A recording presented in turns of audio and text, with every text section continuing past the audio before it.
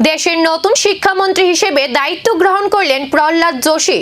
দায়িত্ব পাওয়ার পরই প্রধানমন্ত্রী নরেন্দ্র মোদীকে ধন্যবাদ জানিয়ে শিক্ষাক্ষেত্রে নিষ্ঠার সঙ্গে কাজ করার অঙ্গীকার করলেন তিনি।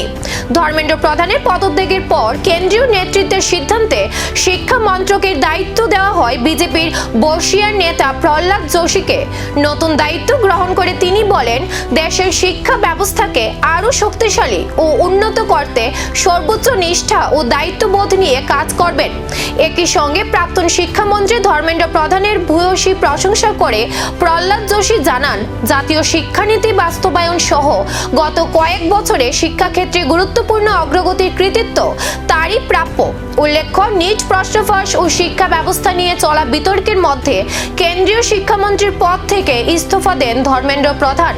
এরপরই প্রহ্লাদ যোশীর হাতে শিক্ষা মন্ত্রকের দায়িত্ব তুলে দেয় কেন্দ্রীয় নেতৃত্ব। নতুন শিক্ষামন্ত্রীর হাতে কি বদলাবে দেশের শিক্ষা ব্যবস্থার ভবিষ্যৎ?